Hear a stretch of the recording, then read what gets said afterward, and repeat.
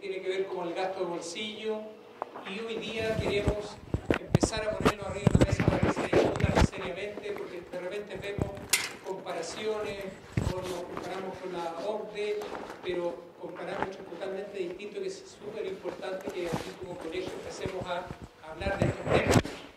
Yo hemos preparado una charla con importante gente. Yo solamente quería darle la bienvenida y dejar aquí a Rafael, sí, Rafael, sí, de ADES, que nos acompaña hoy día, sí, no, de la Asociación de Economía de la Salud, que es una de las importantes empresas que junto con nosotros, asociación, que se dedica a este tema. Y queremos que él también les dé la bienvenida para poder participar en este importante encuentro. Muchas gracias. Muchas gracias. En primer lugar, agradecer justamente al presidente del colegio por la acogida, de haber brindado la posibilidad de que hagamos este evento entre disciplinas que se ven aparentemente tan distintas, pero que pueden ser complementarias y útiles. Es decir, creo que esa es la gran novedad que tiene esta reunión, de que estamos juntando a algunos economistas, médicos, químicos, farmacéuticos, en un tema que es de común interés. Yo quería muy simplemente no agradecer por esto, pero quiero decir de que es más importante el tema porque el 38% del gasto de bolsillo de las personas se usa en medicamentos, lo cual es enorme. En la OCDE no es tan distinto, pero si uno compara de que en Chile un tercio del gasto en salud, del gasto de bolsillo, mucho más importante. Lo que la gente gasta en medicamentos, yo no tengo cómo engancharle. Se me extravió recién el... ¿Qué hacemos? Y se ocupó el micrófono. Ya, este foro nació justamente con un documento que acaba de ser publicado, de la radiografía del gasto de bolsillo en salud en Chile, una mirada desagregada, en que justamente tenemos a una de sus autoras como panelista, Carolina Velasco, que nos va seguramente a explicar con gran detalle aquello. No lo haré yo, por supuesto. Solo quiero decir 2 o 3 cosas que me parecen importantes de rescatar. El gasto de bolsillo es lo más regresivo que hay. Es regresivo porque además se gasta mucho más en los quintiles de menores ingresos. Esa es una razón para que hayan políticas en este sentido. También hay que ver que muchas veces no se cree que la regulación pueda ayudar a reducir los gastos de bolsillo. Eso no es cierto, porque normalmente lo que permite mejorar los ingresos de las personas y por lo tanto disminuir el gasto en medicamentos es justamente las regulaciones. En este sentido, nos acompaña también Carla Castillo, que va a participar en este panel que acaba de publicar en el Departamento de Economía de la Salud un documento justamente con las alternativas de regulación. Esperamos, por cierto, que ella lo explique, no lo explique yo. Y, sin duda, todas estas medidas no basta con los diagnósticos. Necesitamos de que las cosas que proponemos puedan llegar a las autoridades. Y esto explicó por qué buscamos un gran exponente entre las autoridades posibles, nada menos que el jefe de la Comisión de Salud de la Cámara de Diputados. Por lo tanto, esperamos que este foro, lo que aquí se diga, las propuestas que aquí salgan, puedan llegar al más alto nivel. En este contexto, entonces, muchas gracias a todos por la asistencia y gracias especialmente a los panelistas, y reitero a Mauricio Bernal el agradecimiento de la Asociación de Economía de la Salud. Gracias.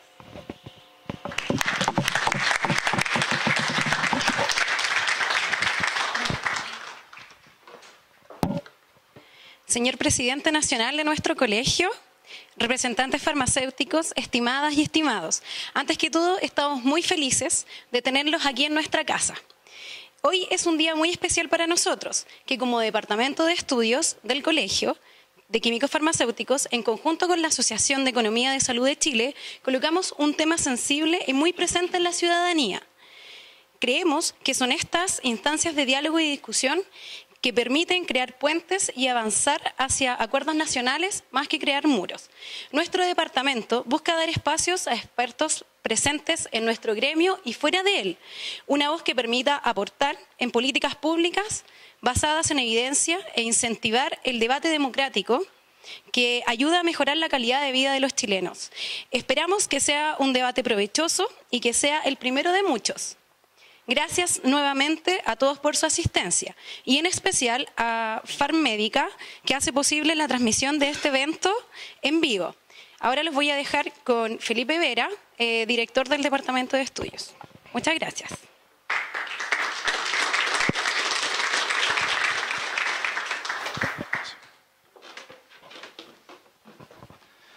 Estimados, buenas tardes. Me queda solamente unirme a las palabras de agradecimiento a todos y quería darle las gracias especialmente a Camilo Olivares, a Jorge Cienfuegos y a Catalina Cano. Nada de esto podría haber sido posible sin ellos. Y en las palabras de Platón, un hombre que no arriesga nada por sus ideas, o no vale nada sus ideas, o no vale nada el hombre. Y gracias por hacer esto posible. En este momento yo actuaré como moderador. Tendrán con un comienzo de 5 minutos, tendremos unas palabras de contexto, donde yo iré hablando un poco el contexto nacional, un poco la información que hay actualmente. Luego tendremos la presentación del expositor que viene por la SEP, en este caso Carolina Velasco. Carolina tiene 20 minutos. Luego pasaremos a la presentación del expositor de la AES, disculpen, Carla Castillo. Y finalmente pasaremos a la presentación de Juan Luis Castro, que también tendrá 20 minutos. ¿Sí? Habrán 20 minutos para preguntas entre los panelistas, si requieren o consideran necesario. Para esto hay un máximo de 2 preguntas por cada uno de los expositores. Y habrán preguntas del público escritas y que finalmente yo seleccionaré. ¿Ya? Para esto tenemos 20 minutos. ¿Ya? Entonces, comenzaremos. El gasto de bolsillo actualmente, acorde a un estudio de 2012 realizado por la SEP, llega aproximadamente a un 38%. Luego siguen las consultas médicas y en el mismo texto se señala que el 20% que más gasta concentra el 80% del gasto y el 10% que más gasta el 61%. Más grave aún es que para 2 de cada 5 hogares en ese grupo el gasto en salud se transforma en catastrófico, es decir, caen en pobreza. ¿Ya? Chile destina aproximadamente el 8,1% del PIB y todos ellos claramente usados en el VIH-Sida. El costo esperado en pacientes del sector público para esta enfermedad del 2015 fue superior a los 110 millones de dólares, ¿ya? Que en realidad es un 4,7% del gasto GES total.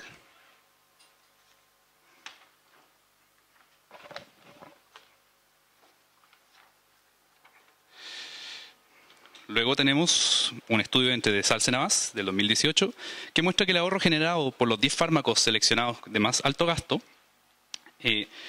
considerando los precios del 2016, si fuera concentrado en Senavas, habría alcanzado un ahorro de 43.607 millones de pesos, un 34% del monto total. Y por su parte, habría habido otro ahorro considerable de cerca del 42% del gasto actual en los 10 medicamentos si la compra de estos 3 medicamentos, disculpen, para el VIH se hubieran hecho por el Fondo Estratégico de la OPS. Actualmente un artículo muestra que algunos sistemas nacionales de salud han tenido éxito relativo en el control de los gastos globales de medicamentos a través de una variedad de mecanismos. Canadá establece un precio introductorio máximo para los medicamentos restringidos, prohibidos o nunca aprobados a otros países debido a su asociación con eventos adversos graves, incluida la mortalidad. Es en este contexto y con estos mecanismos que hemos mostrado que se abre la siguiente pregunta. ¿Cuál es el camino para mejorar esta situación? Finalmente, ¿será mejor y más amplia distribución en servicios públicos? Las farmacias comunales o populares muestran un poco de esto. Compras a menores costos, regulaciones a precios, negociación a nivel nacional o precio máximo. Considerando esto, es que hago el llamado, por favor, a la primera expositora, Carolina Velasco. Por favor, adelante, a nombre de la SEP.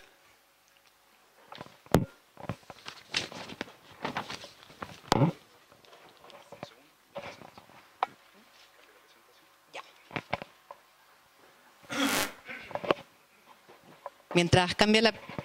¿Se escucha? Sí. Mientras cambia la presentación, yo aprovecho a agradecer la invitación hoy día a la AES y al Colegio de Químicos Farmacéuticos. La verdad es que este trabajo fue inspirado en realidad en la misma encuesta que tenemos en el Centro de Estudios Públicos, porque siempre está dentro de las primeras y segundas prioridades el temor, o más que el temor, cuando le preguntan qué sé yo a las personas, ¿cuáles son las prioridades que el gobierno debiera tomar? Generalmente está esta educación y esta salud, ya sea en segundo o tercer lugar máximo.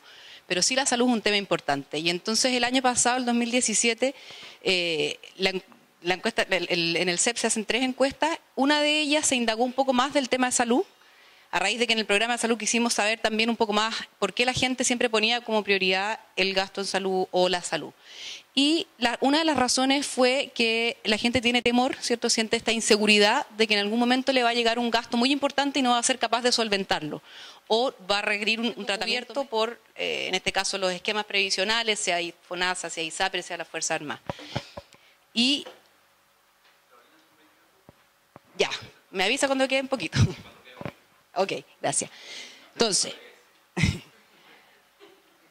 un minuto, claro, no voy a alcanzar a resumir. Bueno, es un poco la agenda, el contexto, los trabajos previos, la metodología y los principales hallazgos. Como les comentaba, bueno, lo que uno se da cuenta en Chile es que hay un alto porcentaje de las personas con algún tipo de esquema previsional, ya sea Fuerzas Armadas, ISAPRE o FONASA. El 97% de las personas cuenta con algún esquema, ya sean seguros u otro. Pero así todo, tenemos un gasto bolsillo, ya lo mencionaron previamente, de 32%. En relación al gasto total en salud del país, un 32%, casi un tercio, sale de las propias personas. Esto es lo que no cubrió el seguro, lo que no cubrió el esquema previsional, lo que termina pagando la persona, ya sea porque esos servicios no estuvieron cubiertos o porque tuvo que hacer algún copago. Y ese número es alto si se compara con la OECD, y si es comparado con la OECD, que es de 20%. Y lo otro que yo les estaba comentando, bueno, no solo la encuesta que hicimos nosotros en el CEP, sino que otras encuestas como la propia de la Superintendencia de Salud indican que en general las personas tienen temor, ¿cierto?, de que no podrán enfrentar estos gastos ante una enfermedad importante. En el caso de la encuesta que hicimos en el CEP nos dio que 1 de cada 5 personas declara que o no pudo acceder al tratamiento médico porque no podía pagarlo, o accedió, lo pagó, pero eso le generó quedar en problemas financieros. El trabajo, entonces, la inspiración en los trabajos previos, lo que generalmente se ha usado es la encuesta de presupuestos familiares. La última disponible es la del 2012, por eso el trabajo utiliza datos, comillas, antiguos a esta altura, pero es la última disponible. Y en general los trabajos previos se enfocaron en diversos temas, ya sea, por ejemplo, la composición del hogar o la previsión del jefe del hogar, etcétera, la carga financiera de los hogares. Y el cálculo del gasto bolsillo en salud, normalmente se tomaba un promedio del país, pero ese promedio no era tan representativo de los hogares, dada la metodología usada. Lo que nosotros quisimos usar entonces es una metodología que sí nos diera por decirlo así, un hogar representativo. Entonces lo que hicimos primero fue calcular en cada hogar, ¿cierto?, cuánto daba, y luego los promediamos en base a los datos, a los promedios que traen esta propia encuesta. Una cosa un poco técnica, pero más que nada para decir que de alguna manera también trata de ser representativo de los hogares. ¿Qué resultados nos dieron en general? Algunos ya se mencionaron en la introducción. Bueno, el gasto de bolsillo en salud representa un 5,2% del gasto promedio de los hogares. O sea, si uno considera el gasto total que hace el hogar, representa un 5,2%. Eso en pesos del 2012 son 18.122. Actualizados al 2018 son 21.566. Ahora, esa actualización está solo por IPC, no considera el aumento de los precios en salud específicamente, ni tampoco el aumento en el gasto debido a una mayor cantidad de prestaciones o servicios que pudieran también influir. Y la evidencia, de hecho, en Chile, nosotros hicimos otro trabajo en el CEP donde mostrábamos la cantidad de servicios por persona, cómo iba creciendo. Usamos otra fuente, los datos de la CACEN, y nos daba que también la cantidad de, por ejemplo, consultas médicas por persona crece cada año. El país, dado que el país tiene más ingresos, somos un país de mayor edad, ¿cierto?, vamos envejeciendo, y eso hace que también aumente la cantidad de servicios por persona. Bueno, ambos indicadores, tanto la proporción del gasto en salud respecto al gasto total del hogar como el gasto en pesos del hogar, aumenta tanto cuando el hogar tiene mayores ingresos como cuando hay mayor cantidad de adultos mayores en el hogar, lo cual es esperable, ¿cierto? A mayor edad se generan mayores gastos en el hogar, el estado de salud está un poco más deteriorado y requiere más servicios. También da una diferencia cuando hay más mujeres, que se ve sobre todo en la proporción que el gasto bolsillo en salud representa del gasto total. Y esto es algo que nosotros también vimos en estudios previos. O sea, las mujeres gastan un poco más en general en consultas médicas, y sobre todo casi a todo lo largo de la vida, salvo al final, donde los hombres gastan bastante más, probablemente atribuido a no tanta prevención o no a tanto cuidado previo en sus vidas. Y también tienen hospitalizaciones más largas los hombres al final de su vida. También nos dio que, y esto fue diferencias importantes ya descubiertas en trabajos previos como el de Carla, que cuando el jefe del hogar está adscrito a una ISAPRE, el gasto bolsillo en proporción al gasto total es bastante más alto que cuando está adscrito a FONASA. Ahora, algo que nos llamó la atención y no tenemos una explicación es que cuando el jefe de hogar está adscrito a las Fuerzas Armadas es aún mayor. Pareciera ser que las personas terminan gastando más de su bolsillo cuando están en el esquema de las Fuerzas Armadas. Como les digo, no indagamos más en eso, pero eso es lo que muestran los datos reportados por las propias personas. Ahí se muestra un poco lo que decíamos respecto a la edad. Esto ya son más allá del bla bla que les diga yo. Ahí están los números. Los que están en un círculo, en un óvalo rojo, lo que nos muestra es que en los hogares donde hay, por ejemplo, una baja proporción de personas mayores de 60 o de 75 años, es decir, donde la proporción está entre 0 y 24%, el gasto de bolsillo en salud en relación al gasto total está 4,3, 4,7%.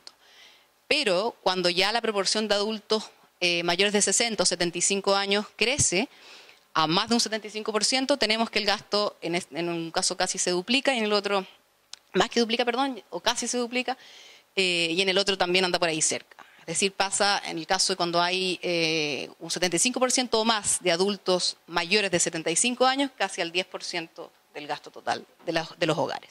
Y también ahí se ve el aumento cuando hay una mayor proporción de mujeres en el hogar. ¿En qué gastan los hogares? Y esto es lo que ya también se mencionó en la introducción.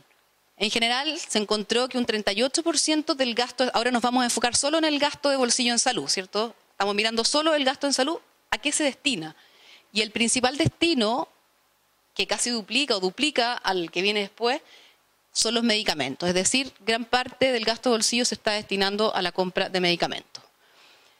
En segundo lugar, a consultas médicas.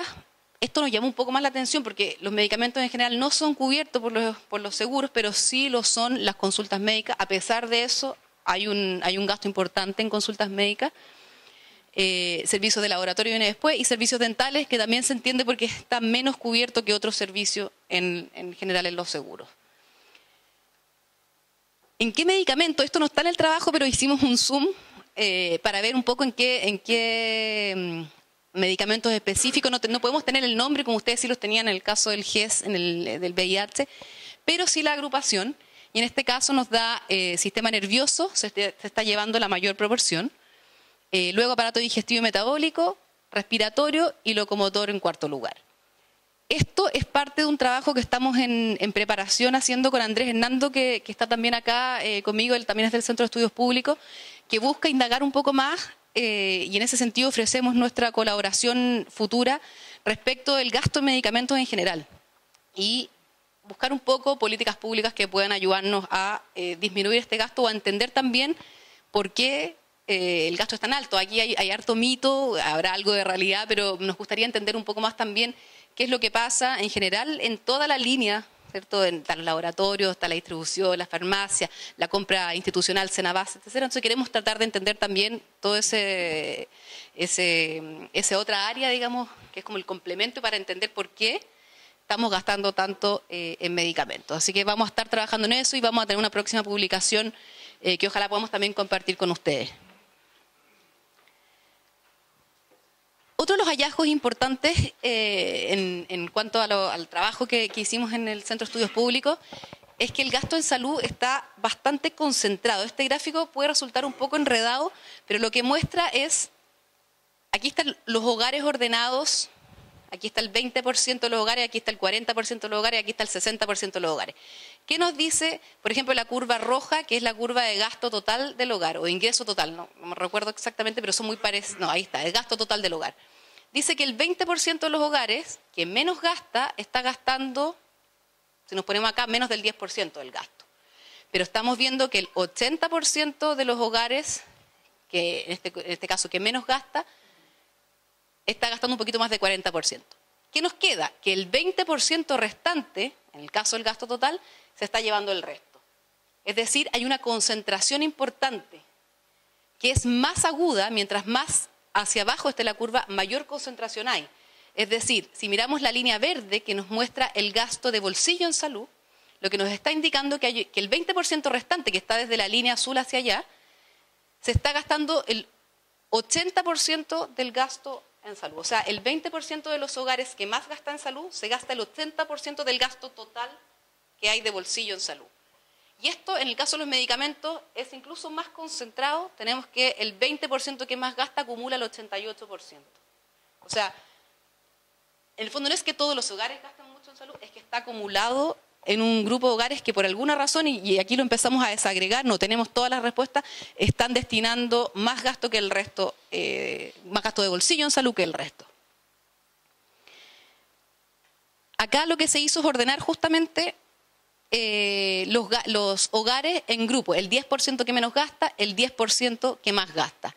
El 10% que más gasta en general son hogares que tienen en promedio mayor capacidad financiera que el resto, es decir, en promedio son hogares de mayores ingresos, en promedio tienen jefes de hogar adscritos en mayor proporción a ISAPRE que el resto, en promedio tienen más mujeres y adultos mayores, pero, y aquí viene como lo importante, también encontramos en este grupo de hogares que más gasta, familias que tienen, o hogares que tienen baja capacidad financiera, o bajos ingresos, o bajo gasto total, pero que así todo están destinando gran parte de su gasto a salud. O sea, en promedio los hogares de mayor ingreso gastan más en salud, pero eso no significa que entre los que más gastan en proporción en salud, en proporción a sus ingresos totales, también hayan familias de baja capacidad financiera, y ahí, si uno quisiera focalizar una política pública o algo así, podría también encontrarlos en ese grupo. En efecto, dentro de los grupos que más gastan en salud respecto de su gasto total, hay entre un 3,7 y 2,4% de hogares pobres, o sea, catalogados como hogares pobres, pero que así todo están gastando una alta proporción en salud. Más aún, encontramos que el gasto en salud para un grupo de hogares se transforma en catastrófico. ¿Qué significa esto? Que gastan más del 30% de sus recursos destinados como a subsistencia. Hay un método de cálculo, pero que de los recursos que ellos tienen destinados como mínimos para sobrevivir, se están gastando más de un 30%, descontado todo esto, descontado alimentación, etcétera, se están gastando más de un 30% en salud. Eso ya se cataloga como catastrófico internacionalmente hablando. Estos hogares nosotros los categorizamos y los tratamos de caracterizar en el estudio, nos damos cuenta que ellos, la proporción que gastan en salud es de un 35%, recordemos que en promedio era un 5,2%, o sea, están destinando muchísimo más. Y si se compara con los no catastróficos, que tienen un 3,9%, es casi 10 veces más. Estos hogares, ¿cómo son los que tienen gasto catastrófico? Tienen integrantes de mayor edad, más añosos, y tienen una mayor proporción de mujeres. Esto no es tan relevante como sí lo es en el caso de la proporción de adultos mayores. O sea, también ahí hay otro indicio de las políticas públicas. Los hogares con personas de mayor edad destinan una mayor proporción en salud y son los que más, o en mayor proporción, se les puede convertir este gasto en catastrófico. Ahora, una cosa interesante es que cuando se comparan los ingresos o los gastos totales, en el fondo la capacidad financiera de los hogares con gasto catastrófico y sin gasto catastrófico, no hay diferencias significativas estadísticamente hablando. Es decir, el tener un gasto catastrófico en salud afecta indistintamente a las familias respecto de su capacidad financiera o de sus ingresos. O sea, a cualquiera le puede tocar, ¿cierto?, un gasto que lo deje con problemas financieros. Para estos hogares, a diferencia de lo que vimos en el caso anterior del promedio, donde los medicamentos eran el mayor indicador, se llevaba la mayor proporción, bueno, aquí siguen siendo los medicamentos, pero vemos que hay otros ítems que pasan a ser más relevantes. Por ejemplo, los servicios de hospitalización que antes tenían menos de un 10%, ahora pasan a ser más relevantes. Yo sé que esto no es tan relevante para el tema de medicamentos de fondo, que es el que estamos estudiando, pero sí es relevante para efectos de la política pública. O sea, aquí en realidad empieza a explicar un poco más este gasto catastrófico, algún tipo de cirugía u hospitalización que fue necesaria y le generó un problema financiero a las familias. Aquí si sumamos servicio de hospitalización con quirúrgico nos da casi más de un 20%. O sea, eso es lo que está explicando también en gran parte el gasto catastrófico. Como comentarios finales entonces, bueno, lo que les comentaba, este es un trabajo que está en desarrollo. Nosotros queremos hacer el zoom en medicamentos porque nos dimos cuenta que el gasto de bolsillo se explica en gran parte por los medicamentos, entonces quisiéramos aportar un poco en qué políticas públicas, qué medidas se pudiesen tomar para disminuir este gasto de bolsillo y tratar un poco de alinearlo con lo que ocurre en otros países. Como conclusiones preliminares, tendríamos que estudiar más en profundidad, pero ya vimos más o menos qué son los medicamentos, los servicios dentales, incluso las consultas médicas, que son gastos que están quedando fuera, ¿cierto?, de la cobertura de salud hoy día. La protección para gastos catastróficos, que es obligatoria, o más que obligatoria, que es casi cobertura nacional, porque tanto las ISAPRES como FONASA tienen cobertura catastrófica, al parecer no está siendo suficiente porque hay hogares, ¿cierto?, un 4,1% de los hogares que están enfrentando de igual manera, a pesar de tener esta protección, están enfrentando gastos catastróficos. Y esto entonces, en general, el gasto bolsillo como proporción del gasto total está generando esta sensación de inseguridad, o explica en parte esta sensación de inseguridad y desprotección, en especial en los hogares de menores ingresos. Aquí los datos son coincidentes, las diversas encuestas nos muestran lo mismo. Bueno, ¿qué debemos considerar entonces para transitar a una cobertura universal? Porque de nuevo, o sea, uno podría decir, Chile tiene el 97% de las personas cubiertas, estamos bien, si nos comparamos con otros países, pero esa es una dimensión de la cobertura, es la dimensión de la población cubierta. Pero al parecer tenemos déficit en cuanto a la proporción que tenemos que pagar nosotros cuando los servicios están cubiertos y también en los servicios cubiertos. Los medicamentos muchas veces quedan fuera, servicios dentales y otros más, kinesiología, psicología, etcétera, que no están cubiertos definitivamente, o la proporción que se cubre es muy baja. Entonces habría que mirar también ahí cómo están siendo los planes, cómo está funcionando el auge, etcétera. Y ahí, bueno, ahí hay otras reformas de cómo mejorar la cobertura de los planes de salud. Nosotros en el CEP también tenemos una propuesta, si alguien está interesado la puede mirar. Pero en relación a los medicamentos particularmente o al gasto bolsillo en salud, hay varias cosas que se pueden hacer. O sea, uno podría mirar también prevención. O sea, mirando los medicamentos, por ejemplo, todo el tema de medicamentos cardiovasculares, etcétera, pueden ser asociados a enfermedades que eran prevenibles, ¿cierto? Si uno disminuyera la obesidad o aumentara o disminuyera el sedentarismo y otros factores de riesgo que existen en Chile, también nos pueden ahorrar ciertos gastos, en general, no solo en medicamentos. Uno podría pensar también en ciertos subsidios y sobre todo acotados, ya que estamos viendo que hay un 4% de los hogares, transversalmente hablando, que requieren ayuda extra. Bueno, protocolos, etcétera, millones de formas de bajar, de reducir gastos, pero también hay algo que nos indica, cuando uno mira los ítems de gasto se da cuenta que hay ciertos gastos que uno puede prevenir, hay otros que no son muy prevenibles, porque que la población siga envejeciendo no lo podemos evitar y efectivamente deberíamos enfocarnos entonces en ayudar a los que sabemos que van a tener mayor gasto, y otros que pudieran ser quizás incorporados en mediano o largo plazo, como los medicamentos o los medicamentos más importantes en un plan de salud, o disminuir al menos su copago, es decir, aumentar su cobertura financiera, entre otros. El trabajo algo nos apunta hacia dónde, si uno enfoca la política pública hacia ciertos grupos o hacia ciertos medicamentos, ¿qué pudiese esperar? O sea, ahí también tenemos números. Decimos, si los enfocamos en este 4%, disminuimos un 80% del gasto. Recordemos que el 20% si nos enfocamos en el 20% que más gasta, disminuimos en 80% del gasto de bolsillo. O sea, tenemos también respuestas muy a grandes rasgos de los efectos que pudiesen tener estas distintas políticas. Pero nosotros, como les decía, estamos empezando este trabajo que esperamos profundizar más y poder tener respuestas más concretas al gasto bolsillo en general, pero también al gasto en medicamentos en particular. Eso es. Muchas gracias.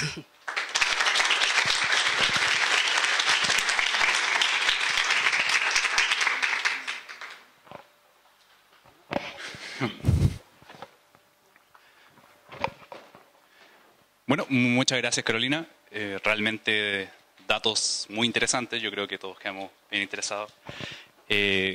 Importantes reflexiones también. Antes de seguir, mi colega y compañero Jorge Cienfuegos estará entregando tarjetas. Quien desea hacer alguna pregunta, por favor la anota y después la entrega. Al final cuando ya terminen todas las presentaciones y los panelistas hagan las preguntas respectivas entre cada uno, se leerán, elegiremos unas cuantas preguntas para poder hacer. Llamo adelante a Carla Castillo, por favor, en representación de ICE. Carla.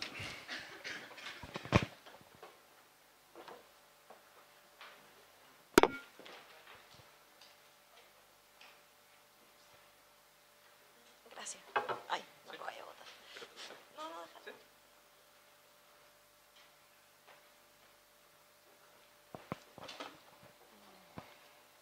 Bueno, mientras... ¿Está funcionando? ¿Sí? Ya.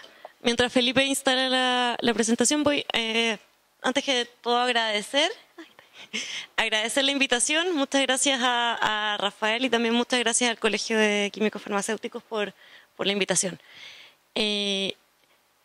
Lo que yo hice fue tratar de juntar algunos sobre el gasto en medicamentos, que voy a tratar de pasar un poco rápido porque ya han sido mencionados antes. El gasto de bolsillo en medicamentos y también indagar un poco sobre el documento que acaba de presentar Carolina y también otros antecedentes. Y también la pregunta de, bueno, estamos diciendo que hay una política urgente, ¿no? La pregunta es, ¿qué política? Vamos a ver que hay un montón de posibilidades y finalmente algunas reflexiones finales. Respecto del acceso a medicamentos, bueno, como en el caso de todos los servicios de salud, el acceso es un concepto multidimensional. Y entre algunas de las dimensiones que podemos considerar está la disponibilidad, está la aceptabilidad y está la accesibilidad financiera. O sea, para acceder a algo, y en específico en este caso a los medicamentos, necesitamos que esté disponible. Si es que no está disponible, no tenemos acceso ni por casualidad, ¿no? Luego, necesitamos que la persona que lo va a utilizar lo acepte. En el caso de los medicamentos, vamos a ver un poco más adelante, es un poco más complejo, porque no solo necesitamos que la persona los acepte, sino también el profesional que lo prescribe y el profesional que lo dispensa. En el fondo, la aceptabilidad es un concepto un poco más complejo en el caso de los medicamentos. Y finalmente necesitamos la accesibilidad financiera, y esto está directamente relacionado con el tema de hoy, que es el gasto de bolsillo, ¿no? Si los medicamentos son muy caros y superan un porcentaje importante de nuestro ingreso, la probabilidad de que podamos acceder a ellos también es bastante más baja. Entonces, solo para tenerlo en mente, cuando estamos discutiendo acceso, tener en cuenta que este concepto es multidimensional, hay muchas formas de atacarlo y hay muchas formas de abordarlo. Dicho eso, entonces, cuando hablamos de por qué nos importa el gasto en medicamentos y el gasto de bolsillo en particular, bueno, porque estamos tratando de abordar la dimensión de acceso que se refiere a accesibilidad financiera, ¿no? A que no dejemos de acceder a los medicamentos porque estos son muy caros. Y bueno, el gasto en medicamentos es uno de los mayores componentes del gasto en salud. Esto ya lo dijeron, Carolina, también lo dijo Felipe. En promedio en la OCDE se gastan $500 al año por persona en medicamentos de retail. También vamos a hacer la diferencia entre lo que uno compra en el retail versus lo que los seguros nos entregan, el sistema nos entrega, ¿no? Otro dato importante, a septiembre del 2014 el tamaño total del mercado de medicamentos en Chile ascendía a 2.700 millones de dólares. ¿Sí? Por otro lado, estos son puros datos de recopilación de estudios que están disponibles y las fuentes están ahí. Las tres principales cadenas farmacéuticas de Chile tuvieron ingresos por 731.000 millones de pesos en el año 2012. En Chile, alrededor del 30% del gasto de bolsillo, más precisamente como vemos del documento de Carolina, ¿no? el 38% del gasto de bolsillo de salud de los hogares es destinado a pagar por fármacos. El 3,8% del consumo total de los hogares es dedicado a gasto de bolsillo. Y el 33% del gasto total en salud corresponde a gasto de bolsillo. Cuando uno mira las cifras macro, en Chile estamos, por un lado, el gasto público es un porcentaje como del 40 y tantos %, el gasto privado, por otro lado, es casi el 60%. Y de ese gasto privado, una parte muy importante sale del bolsillo de las personas. Y una parte muy importante de esa parte que sale del gasto de bolsillo de las personas está destinada a financiar medicamentos. Y esto es más crítico aún en países menos desarrollados. Ahí hay una referencia a un trabajo del año 2008 que dice que la mayor parte de la población en los países en desarrollo, y esto es el 90%, financia sus medicamentos a través de gasto de bolsillo. O sea, la cobertura de medicamentos en los países menos desarrollados es muy baja. Eso quiere decir que no pasa por los seguros, no están siendo financiados por los seguros, sino están siendo financiados por el bolsillo de las personas directamente. Y esto, en general, nos hace ver que la competencia en el mercado de medicamentos de los genéricos, que son estos medicamentos que son copias de los originales, ¿no? Y que se supone que tienen un precio más barato, resulta deseable y que esta disminución de precios podría llevar a ahorros considerables y por lo tanto también a una accesibilidad financiera mayor.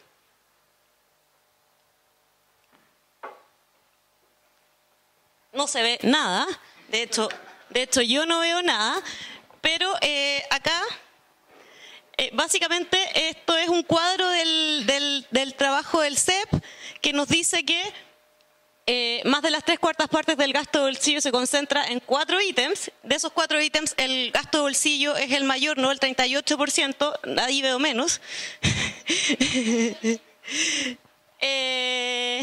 Pero esto ya fue mencionado por Carolina, ¿no? Simplemente para dar las alertas, ¿no? El 38% del gasto de bolsillo se dedica a financiar medicamentos.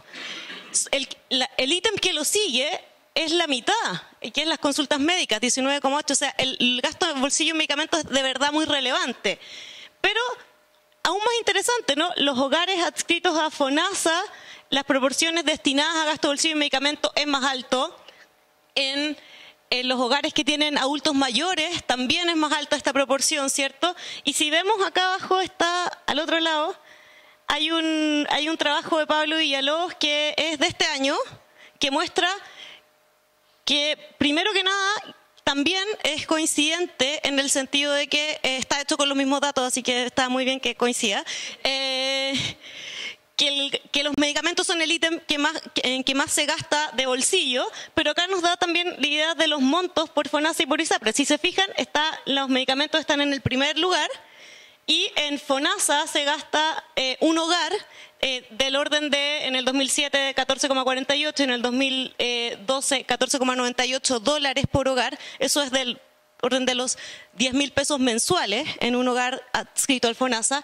Y en el caso de las ISAPRE, 55,49 dólares en el 2007 y 57,90 en el 2012. Eso es casi 40.000 pesos mensuales en medicamentos. 38.000, depende del tipo de cambio que uno use, pero es básicamente un montón de plata. Eso es lo que quería rescatar. Ay, no funciona eso así. Con esta lámina. Lo malo es que no se ven casi nada los gráficos, pero sí, antes que todo quería mencionar este estudio, que es un estudio, en realidad más que un estudio es una recopilación de información que hizo el Departamento de Economía de la Salud del MinSal, que está por allá representado, y el Ministerio de Hacienda, que es un estudio que se llama Diagnóstico del Mercado de Medicamentos en Chile en el año 2015. Este informe se preparó en el contexto de la discusión de la actual discusión de la Ley de Fármacos 2. Probablemente el señor diputado nos puede contar más tarde en qué va este proceso, pero este estudio se hizo en ese contexto de esa discusión y hay varios datos que les voy a mostrar que son de este estudio porque hay muchas cosas que son muy interesantes. Por ejemplo, acá vemos la distribución de las ventas valorizadas, es decir, en miles de pesos, de medicamentos de acuerdo a la categoría de los productos. ¿A qué me refiero con la categoría de los productos? Si el medicamento es de marca, o sea, si es el referente, si es el innovador, si el medicamento es un genérico que tiene marca, es decir, es una copia pero que tiene una marca, si el medicamento es de marca propia o si es un medicamento que es genérico que no tiene marca. Y podemos ver en la distribución de las ventas que en Chile, a lo largo de estos años, que es 2008-2015, más del 40% del total de ventas está asociado a medicamentos que tienen marca, ¿sí? Medicamentos con marca. Y también hay un gran porcentaje, del orden de, para el 2015, del 47%, que son medicamentos genéricos, o sea, medicamentos que son copias, pero que tienen marca. Y simplemente acá, en muy chiquitito, en un 5,7% de las ventas, los genéricos que no tienen marca. ¿Sí, pues? Ahora, si vemos esto en términos de las unidades, nos damos cuenta que ese 41% de ventas asociados a medicamentos de marca se traducen solo en un casi 20% de las unidades. Y el 40% de las ventas que están asociadas a genéricos con marca se traducen en del orden del 36% de las unidades. Mientras que los genéricos, que se acuerdan que eran un 5,7% de las ventas, ya aumenta porque estamos hablando de unidades. Entonces esto ya nos dice algo respecto de los precios, ¿no? Si tengo un 40% de las ventas, pero solo el 19% de las unidades, los precios son bastante altos. Si tengo un 5,7% de las ventas arriba, los medicamentos genéricos, que me ocupa el 34% de las unidades, los precios de los genéricos sin marca son bastante bajos, ¿ya? Esa era la idea de poner esta lámina. Entonces ya nos dice también respecto de lo que les decía antes, esta necesidad de enfocarnos en la competencia de los medicamentos y tratar de impulsar la venta de genéricos. Esto también son unas láminas del mismo estudio y acá básicamente se enfocó en 30 principios activos que tienen exigencia de bioequivalencia por el ISP y que están en presentaciones específicas. Entonces, por ejemplo, acá se puede ver el atenolol de 50 mg. Y también, por ejemplo, acá se ve el losartán de 50 mg. ¿Qué nos dice este gráfico? La línea verde nos habla sobre el total de unidades vendidas. Entonces, por ejemplo, este medicamento que es no lo veo, pero entiendo que es un anticonceptivo. Sí, Drospiren, eso. Tiene unas unidades vendidas que llegan a las 120.000 unidades. Y además, en esta barra lo que veo es la distribución de las ventas en términos de las categorías que les mencionaba antes. Entonces, este medicamento, por ejemplo, y en este gráfico nos estamos enfocando solo en el retail, en la venta en las farmacias.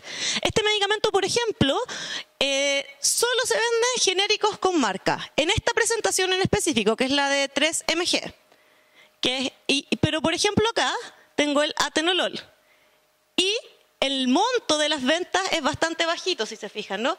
Pero la proporción de las ventas en monto estaba simplemente por genéricos sin marca. Entonces, eso es lo que quiero mostrarles un poco con estos gráficos. De hecho, si puedes mostrar el del otro lado, que es como el gráfico al revés, lo que nos muestra acá, en verde están las unidades vendidas, que es lo que antes estaba repartido, sí. En verde lo que tengo acá son las ventas y acá están las unidades. Entonces acá lo que veo es simplemente que, por ejemplo, en el caso de los genéricos sin marca, las ventas son muy bajitas. O sea, el monto es bajo, pero tengo varias unidades, o sea, estoy considerando una cantidad de unidades importantes. Lo que pasa es que estoy gastando poco porque estoy comprando genéricos sin marca, ¿sí? Siguiente, por favor. Ah, no, yo lo hago, ¿verdad? Y acá es que en los otros dos gráficos lo que veíamos era el retail. Acá lo que tratamos es de incorporar a el sector público también como comprador. Y en este gráfico simplemente, para estos 30 principios activos con sus 30 presentaciones específicas, que son las que vimos, está la distribución de las compras dependiendo de si fue retail o sector público. Y acá, por ejemplo, podemos ver que, de nuevo, el anticonceptivo que veíamos al principio, pues, un poquito. No hay compras públicas para esta presentación de ese medicamento, que ya veíamos que se compraba en el retail con marca, ¿sí? Y con unos montos de venta que son bastante elevados. Pero, por ejemplo, acá tenemos el otro extremo, que es el atenolol. El porcentaje de compras por parte del sector público es de un 99,8%, 98%. Y ya veíamos en la lámina anterior que en el retail la parte que se compra es básicamente medicamentos con marca, ¿sí?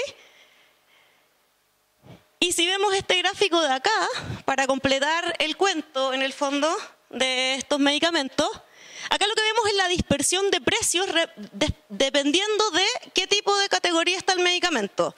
Entonces, el precio más alto, perdón, los circulitos verdes que se ven acá abajo y los amarillos, y los grises, perdón, los verdes y los grises están representando los precios a los que compra Senabast y Mercado Público. Y los otros circulitos que están más arriba nos representan los precios del retail para las distintas categorías. Entonces, el azulito más oscuro es genérico sin marca, el amarillo es genérico con marca y estos son el referente. Creo que más abajo hay más, ¿o no? Entonces, esto nos habla de asimetrías de información. Claramente, estamos viendo que para un mismo medicamento que se supone que está demostrado que todas las presentaciones de este medicamento son bioequivalentes, por lo tanto se supone que son lo mismo, tenemos una dispersión de precios que va desde casi 100 a 1.000 pesos. Y es el mismo medicamento, dependiendo de cuál es la categoría que estamos comprando. Entonces, aquí, en el fondo, lo que estamos viendo es la dispersión de precios, tanto en el retail. Una cuestión interesante es que el precio más bajo siempre está dado por lo que compra el mercado público o Senabast. Pero estamos teniendo esta dispersión de precios cuando las personas están comprando estos medicamentos en el retail. Eso es todo respecto de este informe, de este documento. Entonces, con eso en mente, lo que nos tenemos que preguntar es, bueno, una política urgente, sí. O sea, en el fondo creo que no hay duda respecto de eso, ¿no? La pregunta es ¿qué política? Y para eso a mí me gusta mucho como mostrar esta lámina respecto de las particularidades e imperfecciones que tenemos en el mercado de los medicamentos. El mercado de los medicamentos tiene perfecciones o particularidades por el lado de la oferta y por el lado de la demanda. Por el lado de la oferta, por ejemplo, en el caso de los medicamentos que son innovadores, se genera un poder monopólico que está dado por las patentes que vienen en el fondo a proteger la inversión en investigación y desarrollo, ¿no? Pero más allá de esta patente, el tener esta exclusividad de venta por 15 años, 20 años, genera también lo que se denomina lealtad de marca, que en el fondo no solo se tiene un gran porcentaje del mercado mientras tengo la patente, sino que cuando se va la patente sigo teniendo un porcentaje muy importante del mercado porque la gente sigue siendo leal a esta marca. Después, por el lado de la demanda, hay una estructura que es bien interesante porque lo mencionaba antes, una estructura de múltiples niveles. Hay una persona que prescribe, que es el médico, hay otra persona que dispensa, que es el farmacéutico, hay otra persona que consume, que es el paciente, y también en muchos casos hay otra entidad que paga, que es el seguro en el caso de los medicamentos que están cubiertos. Entonces, cuando yo hago política en el caso de los medicamentos, puedo en el fondo, atacar a cualquiera de estos niveles de la estructura para poder generar que se compren los medicamentos que son más baratos. También para que lo tengamos en mente, ¿no? Y entonces, simplemente decir que a nivel internacional este es uno de los mercados más regulados, y lo que se busca es básicamente balancear los distintos objetivos de estos sistemas, tanto sanitarios como objetivos que tienen los gobiernos, por ejemplo, de generar empleo, de ampliar la industria, etcétera, y también los objetivos que tiene la misma industria farmacéutica, que también están dados, por ejemplo, por el tema de las utilidades, ¿no? Y hay múltiples tipos de políticas que utilizan estos distintos países. Esto me lo voy a saltar. Por ejemplo, ¿qué tipos de políticas? Esta es una revisión sistemática que hizo Cochrane, y se identifican al menos 13 tipos de políticas en el mercado farmacéutica. Por ejemplo, las políticas de registro y clasificación, las exigencias que se hacen a los medicamentos cuando se registran. Por ejemplo, en Chile algunos medicamentos que son los que tienen exigencia de bioequivalencia, ahora cuando se registran y se renueva el registro tiene que demostrarse o documentarse la bioequivalencia. Eso es una exigencia que antes no estaba. Pero también cuando se registran, se pueden registrar como medicamentos éticos o de venta con prescripción, se pueden registrar como medicamentos de venta over the counter, etcétera. Muchas políticas de registro y clasificación. Políticas que regulan las patentes y las utilidades de las farmacéuticas. En el Reino Unido por mucho tiempo no sé si alcance, se hizo la regulación de las utilidades de las farmacéuticas. Políticas de marketing, prohibir la publicidad para medicamentos, prohibir la publicidad para los medicamentos éticos, para los de venta en el mesón. Políticas de venta y distribución, también políticas de prescripción, ¿no? Todas las políticas que tienen que ver con venta, con que se prescriba con el DSI, que es con la denominación común internacional, que se permita la intercambiabilidad por parte de los dispensadores, de los farmacéuticos, etcétera. Políticas que regulan la provisión de seguros para medicamentos, que determinan qué drogas son o qué medicamentos son reembolsados, las listas negras y las listas blancas que se llaman en la jerga de los seguros, ¿no? La lista de medicamentos que están cubiertos y la lista de medicamentos que no están cubiertos por los seguros. Y cómo se decide cuáles son los medicamentos que están en una lista y cuál otra. Eso es política de medicamentos. Restricciones de reembolsos, políticas de precio y compra, copagos y topes, políticas de información al paciente, y lo más típico es esta multicomponente, que es hacer un poco de todo, ¿no? Solo para mostrarlo, este cuadro no se ve nada, pero en el fondo eso es un cuadro comparativo del Health at a Glance de la OSD, que muestra que políticas, por ejemplo, políticas de precio, políticas de reembolso, y acá están los ejemplos de políticas usadas, y estos son los países que usan esas políticas. No estamos inventando la rueda, no es una cuestión nueva.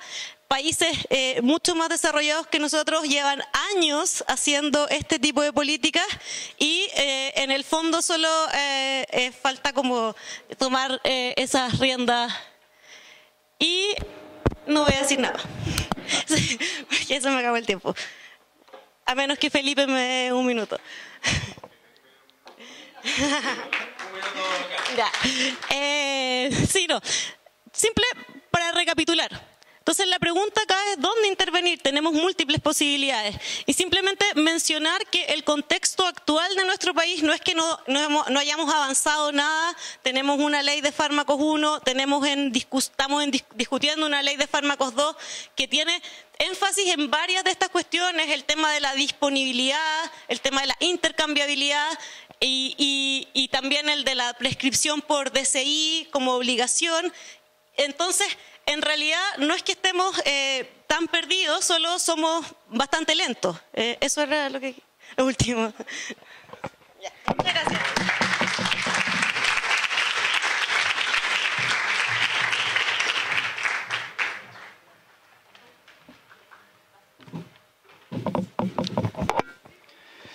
Bueno, como siempre, Carla Castillo poniendo muy buenos datos y dando muy buenas propuestas. Recuerden que si tienen alguna pregunta que quieran hacerle a los panelistas, levanten la mano, se lo piden a Jorge Cienfuegos, él le puede entregar. Bueno, ya tuvimos nuestra presentación de la CEP, dando un poco el contexto. Carla entregándonos más datos aún y algunas propuestas. Y ahora llamamos a diputado Juan Luis Castro, presidente de la Comisión de Salud de la Cámara de Diputados. Por favor, que presente en este podio. ¿La presentación? Sí. Sí. Ahí. No, tú me la pasas. Bien, la verdad es que estoy bastante bien impresionado de la información que aquí ha surgido de mis dos predecesoras.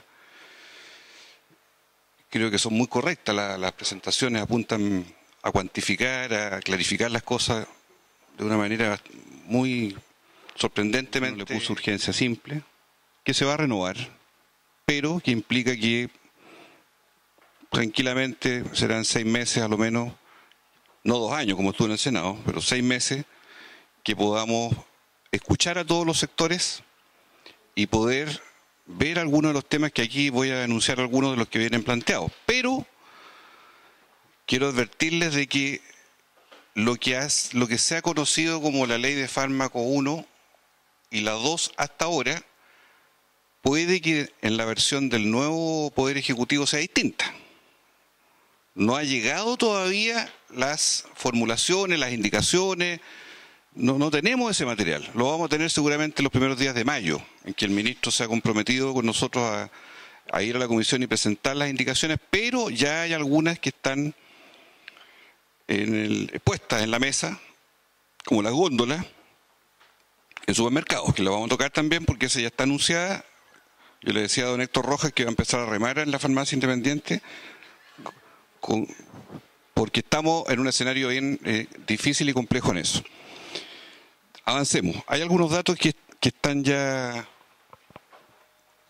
Solo quiero decir lo siguiente, en el estudio de CEP dice, con mucha razón, al no haber cobertura de los seguros, finalmente el que tiene más plata termina comprando más remedios. También el que tiene adultos mayores, también el que tiene más mujeres.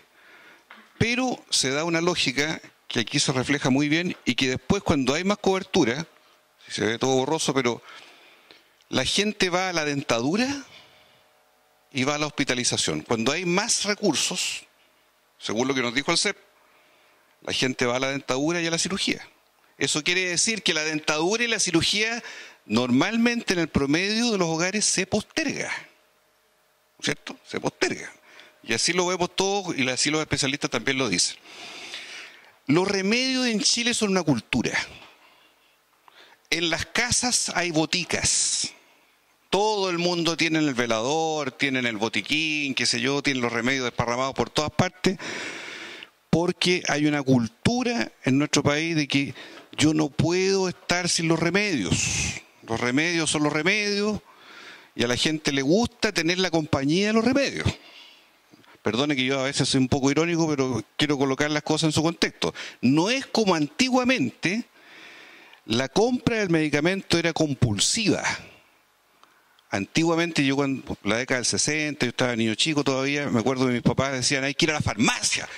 Ir a la farmacia era un hecho de urgencia, era una cosa complicada porque el doctor había dicho que había que ir a comprar una receta a la farmacia.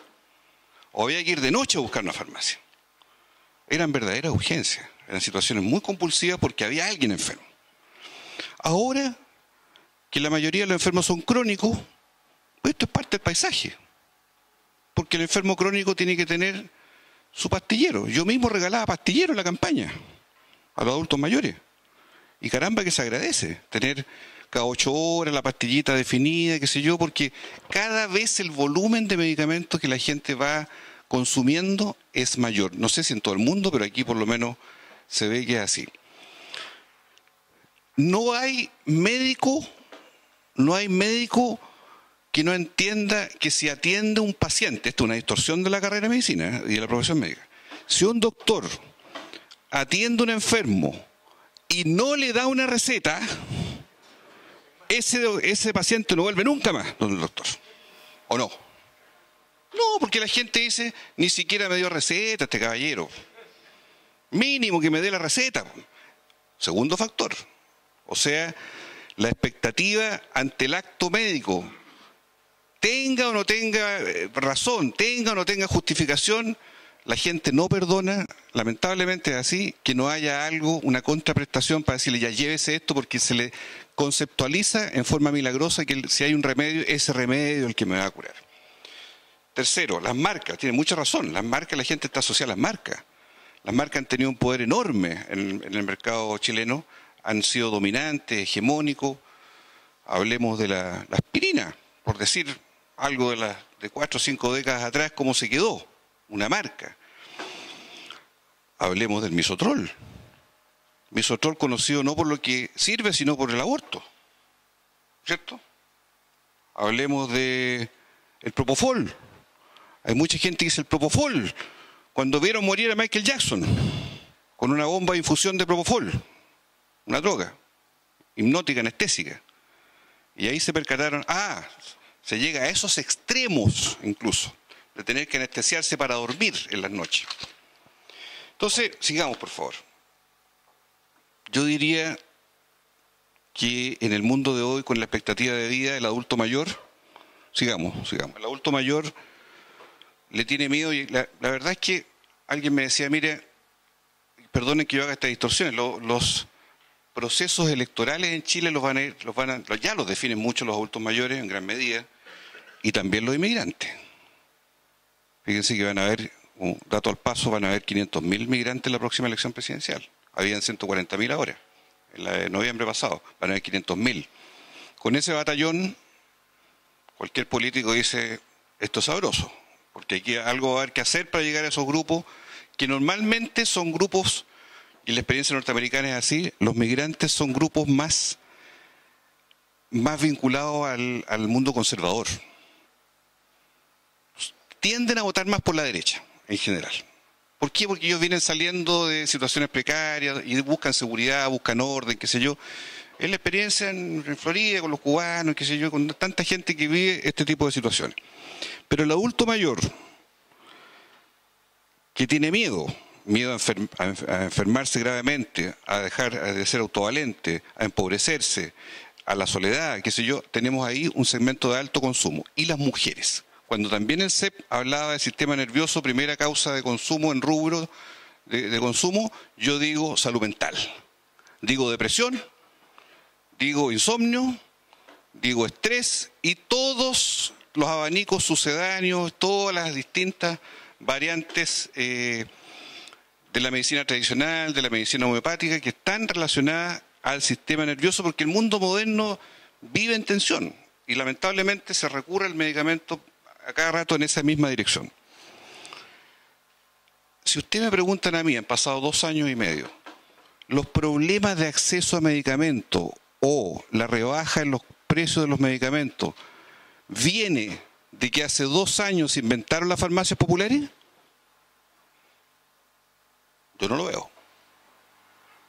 Sí destaco, valoro que hay una vía, a mi modo de ver, la farmacia popular es como una especie de explosión, es una especie de fenómeno catártico frente a la situación tan cerrada y concentrada de los altos precios y de pocos actores en el sistema, las 5 cadenas, los pocos laboratorios de aquí y de allá, los señores médicos, y una cosa chiquitita donde nadie entiende mucho, pero saben que tiene que cruzar la vereda y tiene que tener medicamentos, con los precios que aquí revisamos. Entonces la farmacia popular, a mi modo de ver, fue en la historia, porque yo creo que ya esto partió así, yo creo que esto va a una suerte de estabilización a la baja, en cuanto a que van a servir seguramente, como algunos lo están haciendo algunos alcaldes, para ciertos productos de alto precio, por encargo, precio-costo, ¿verdad? A lo mejor da un subsidio, por ficha CACEN, qué sé yo, y punto.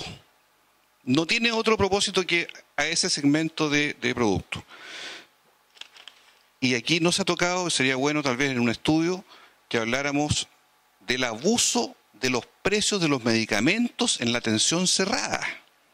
Porque a mí me toca recibir gente que llega a una clínica con cuentas millonarias y sacan las facturas de las clínicas y salen los chorizos de las listas, en que, y les cobran la mota de algodón, le cobran la caja. Le dieron 2 ibuprofeno y le cobran la caja. Y le dieron la marca en vez del genérico. y termina el gasto de hospitalización en medicamentos siendo altísimo en los ciudadanos chilenos que pagan cuentas de hospitalización. Ojo, esa es parte tal vez de una investigación que podría perfectamente hacerse. Sigamos. ¿Cuáles son los puntos que yo creo que van a generar en la nueva ley temas de controversia? ¿Denominación común internacional o no? Yo soy partidario que sí, que haya. Los laboratorios internacionales obviamente no tienen esta idea y van a defender la marca. Nosotros quiero decirle que rechazamos el año 2012, cuando el ministro Longueira era ministro de Economía, rechazamos el proyecto de ley que afirmaba las patentes farmacéuticas, las relevaba, y el TTP de esa época, que era más robustecido que el de ahora, porque ahora se fue a Estados Unidos, qué sé yo, ya bajó el perfil, era un instrumento en que la dominancia norteamericana en materia de medicamentos iba a ser enorme, omnipotente. No pasó el proyecto de patente farmacéutica del 2012, se frenó, nunca más se ha vuelto a insistir en eso, lo veo difícil. Yo creo que Chile está llegando a un punto de equilibrio en eso. Y el TTP yo creo que está en un punto todavía de definiciones. Pero aquí va a haber una batalla seguramente porque creo que este es un punto de avance importante, pero que tiene que contar con los aliados de la ciudadanía. Sería bastante caótico que fuera la gente la que le dijera a los médicos, no, ¿cómo se le ocurre darme paracetamol, atenolol o levonorgestrel en vez de darnos la marca? Sería una cosa bastante rara. Pero a la vez quiero decir que cuando se hizo la ley de fármacos 1 y se instaló la bioequivalencia, y hoy día son cientos de productos en bioequivalencia, si a mí me preguntan, ¿está bajando el gasto de bolsillo con bioequivalencia? ¿Qué está pasando en los puntos de venta? Yo voy al punto de venta, no nombro ninguna cadena, nada, voy a un punto de venta y hablo con los dependientes de farmacia, no el farmacéutico. Pues la gente cree que todo el que tiene el delantal blanco es farmacéutico. No, la mayoría son vendedores, dependientes. Y pido, o auxiliar, y pido el remedio y ocurre que la estantería del bioequivalente es una estantería que ocupará ¿cuánto? Una parte pequeña del establecimiento. Ahí están. Y no hay mucha interacción, no hay mucho ánimo porque el cliente sabe poco. No tiene esta estructura de decir yo quiero el bioequivalente, ni tampoco en la venta tampoco se desarrolla mayormente el tema de decir, bueno, aquí hay un bioequivalente que podamos manejar de otra manera. Y tal como muy bien se dijo, es un equivalente de marca, al final de cuentas, no es el equivalente genérico, por lo tanto, no hay una caída sustantiva de precios para las personas. La intercambiabilidad. Aquí hay un punto que no sé si el nuevo gobierno lo va a mantener o no. En estos términos se produzca en la farmacia solo por medicamentos genéricos. En la cara principal de los envases de medicamentos el nombre genérico debe ocupar 1/3 de este y la marca no debe ser superior a 1/5 del nombre. Se mejora la intercambiabilidad incluyendo, bueno, bioequivalencia. Sigamos, por favor. Se ve muy chico. Se puede ampliar. La posibilidad de importar medicamentos naturales, los que ya no tendrán que depender de las droguerías, laboratorio y farmacia. Aquí el señor Zapata, que nosotros lo hemos invitado muchas veces en la Comisión de Salud, farmacia Daniela, oncológica, me entregó aquí un estudio comparativo también en el caso del oncológico, en el caso de los antivirales de alto nivel. La verdad es que la comparativa de precios en la oferta nacional, comparada con la oferta europea o la oferta de otros países, es un mundo de diferencia. Entonces, aquí entramos en el terreno que se echa la culpa a todos con todos, ¿cierto? La farmacia, los laboratorios, viceversa, y hay un conjunto de intermediaciones muy nefastas que son las que encarecen medicamentos de este tipo. La ausencia de seguro de salud, ni hablemos. La venta fraccionada. A mí no me ha tocado, no sé si a alguno de ustedes le ha tocado ir a farmacia donde haya venta fraccionada, a mí no me ha tocado, no lo he visto. ¿Dónde? En las populares, claro. Bueno, y la farmacia de hospital, obviamente, de consultorio, que se entrega la cantidad precisa, pero a nivel comercial, esta disposición que se peleó mucho, se discutió mucho, en el Congreso, en la ley de fármaco 1, no ha tenido tanta... Las góndolas. Bueno, en la ley anterior, esta fue una batalla campal. la góndola en el supermercado.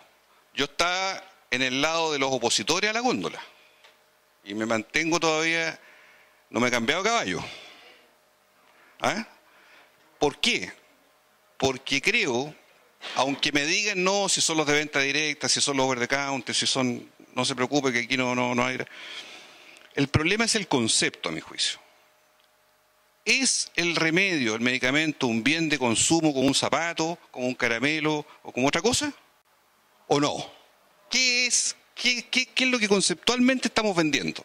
Porque si yo quiero colocar en estrategia de marketing a la altura de los niños en la góndola, yo voy a idear los productos que los niños vayan a tomar y se los lleven a la mamá, que tengan buen sabor, que sean vistosos, que sean paracetamoles o jarabes o ungüentos que sean atractivos, incluso vayan en un pack, y si hay un pack va con un regalito, va con otra cosa. Y lo mismo que discutimos la vez anterior, si lo colocamos hoy día en la góndola, uno dice, a ver, si yo entro a cualquier supermercado en Chile y sé que detrás de las cajas del supermercado siempre hay una farmacia, ¿por qué la queremos meter adentro ahora? ¿Me explico, no? Cualquiera de las cadenas la vamos a ver en todo el retail, hay una cadena instalada detrás de las cajas. Y la gente sabe que tiene una farmacia dentro del supermercado, pero no la tiene en la góndola, la tiene atrásito. ¿Perdón? Sí. Sí, Las Condes. Sí, sí. Entonces, a mí me dicen, no, es que ¿por qué no pronto Copec no tiene que tener venta directa de remedio? Fue el debate. Este debate se va a revivir ahora. Y si yo digo pronto Copec, ¿por qué digo pronto Copec? Y si a mí viene la Asociación de Comerciantes de aquí del Parque Forestal, 5 minutos, y me dice, oiga, si ya tienen los Jumbo, los Walmart y todo lo demás, tienen las Pronto Copec, tienen las UPA de Shell, qué sé yo, y aquí los que tenemos restaurantes en el barrio Yavista, ¿por qué no podemos tener? ¿Y por qué no van a tener? ¿Me explico, no? ¿A dónde terminamos? ¿Cuál es el límite de la venta directa de estos remedios, de los productos, aunque sean de venta liberada de receta? Creo que es un tema. Esto fue fallo hace muchos años atrás de la Fiscalía Nacional Económica, que después se revirtió, porque en un momento le dieron la razón a los usuarios de que si la cuenta en medicamentos no se pagaba en plata, se pagara en especie. Si a mí me dicen, usted gastó tales y tales y tales remedios en la clínica, yo le llevo los remedios, se los repongo, lo mismo. ¿Tengo derecho o no tengo derecho? ¿O tengo que pagarle en plata al precio que ellos me digan? Debería tener derecho. Entonces, este es un tema sensible. La central de abastecimiento como intermediadora me parece muy bien. La central de abastecimiento creo que tiene una tarea enorme por delante. No voy a apelar al Ministerio de Salud aquí, pero creo que ha vivido la central procesos muy duros, muy complicados, difíciles, de los cuales tiene que salir y tiene que ser el gran comprador de escala. Debiera ser así, el gran comprador de economía de escala que permita que el sistema público se nutra adecuadamente. Aquí hay una norma interesante, ¿no? No venderle al sistema público a los proveedores condenados por infracción a la libre competencia. Ojo, o sea, el que ya viene sancionado, ¿por qué le permitimos de nuevo? El proveedor que viene ya castigado.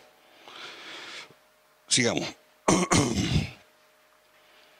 Obligación de publicación de precios en los tótems. Aquí yo me he encontrado con un problema. Yo he ido a un montón de farmacias a ver cómo están las cosas y desgraciadamente muchas cadenas, sobre todo cadenas, yo entiendo que hay una movilidad, que los precios los cambian todas las semanas, que no es lo mismo el precio del lunes que el del martes, que el del miércoles, que el ofertón, que ya, toda la cuestión. Pero no tienen rótulo de precio en los envases y se van de multa. Sistemáticamente. Muchas cadenas. Por uno dice, pero esto es absurdo, pero está ocurriendo. No hay rotulación de precio. Entonces, ¿de qué estamos hablando de empoderar al usuario si no hay rotulación de precio? El precio es desconocido. El precio es al tuntún.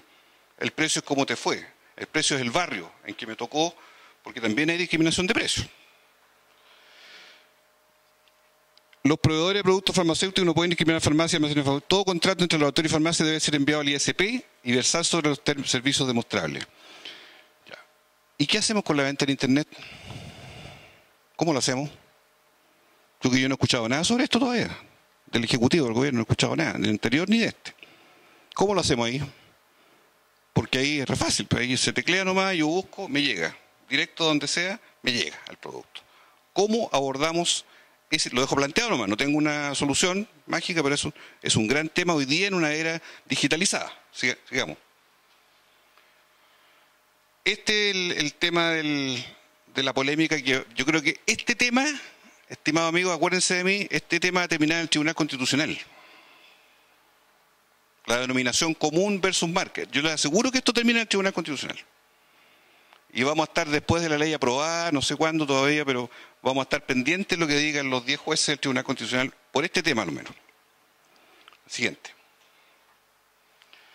El ministro de Salud estuvo hace una semana y nos explicó cuáles son los puntos. Aquí está el tema de las góndolas. Y se planteó facultar al Ministerio de Salud a través de un reglamento que examine el cumplimiento de ciertas normas a las farmacias de barrio. Se habla así como de una cierta excepcionalidad para el caso de la farmacia de barrio, no sabemos el detalle todavía en qué va a consistir. Sigamos. Creo que esta es la última. Resumen. Creo que tenemos una gran oportunidad. Mi interés, como soy presidente de la comisión, va a ser citar a todos los actores del sistema. Lo voy a hacer. Me voy a tomar todo el tiempo del mundo porque tengo esa prerrogativa.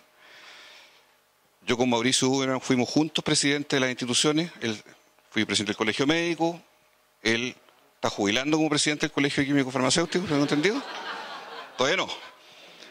Y estas batallas las dimos juntos, en distintos ministerios, en la década del 90, al principio del 2000, hemos tenido una mirada muy coincidente siempre desde los colegios profesionales en torno a la conceptualización de estos temas. Pero a mí me parece que es fundamental el debate. Me parece importante, y si me permiten también las expositoras, las voy a invitar a la Comisión de Salud para que expongan estos estudios, porque en el Congreso, que muchas veces se critica con justa razón que se desconocen los temas, se legisla sin saber, bueno, este es un tema que requiere exactamente prolijidad, mirar las cosas en su mérito, en su detalle, y esta nueva ley de fármacos tiene que ser una ley que obviamente mejore el estándar, empodere al usuario, dé hoy día, por el lado de la demanda particularmente, más garantías y haga que la concentración de mercado en la oferta sea mucho más, yo diría, descomprimida del nivel en que nos encontramos en nuestro país. Muchas gracias.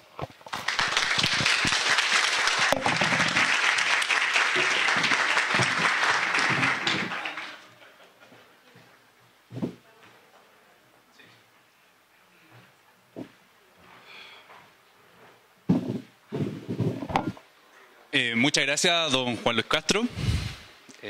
Claramente, como colegio y como departamento de estudios, esperamos poder asistir en algún momento. Llamo por favor a los tres expositores al frente, adelante. Mauricio, ¿voy a apagar? Sí, por favor. Adelante.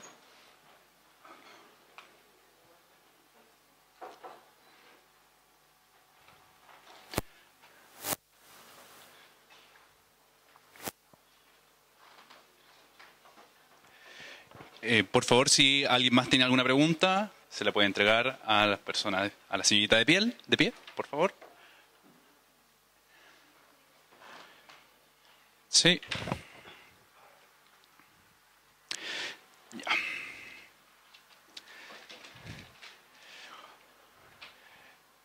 Por favor. ¿Alguien le falta? ¿Alguien necesita sobre? ¿Alguien necesita papel?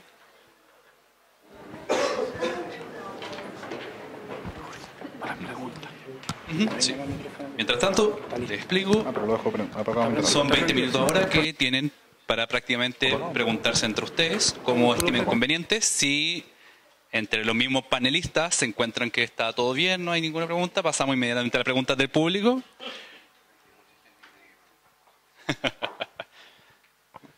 ¿Sí? ¿Alguna duda, consulta entre qué quieran hacer entre ustedes?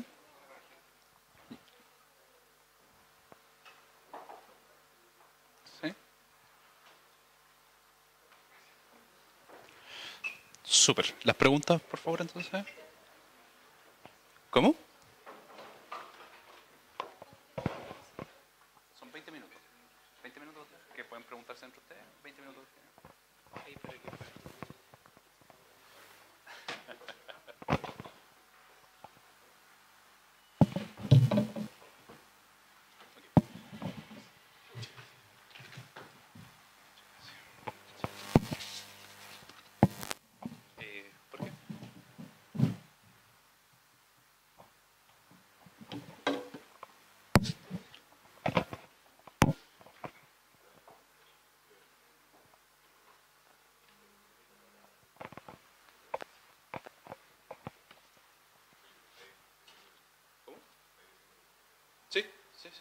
Sí, porque los panelistas ya dijeron que estaban bien. Entonces, para partir, al doctor don Juan Luis Castro, el Estado como regulador de medicamentos. Tal como sucede con países vecinos, el Estado que regula los precios de los medicamentos fija márgenes y fija precios de los mismos.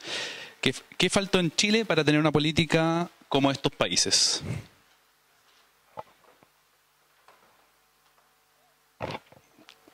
Tendría que no haber caído el muro de Berlín.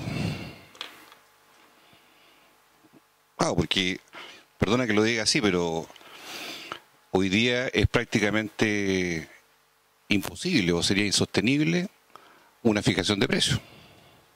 Sí, lo que había, y lo tuvimos por muchos años en Chile, era el llamado formulario nacional, que era en esa época, estoy hablando de la década del 70, sobre la base del Laboratorio Chile, después Recalcine, por nombrar algunos, eran reguladores de precios de facto.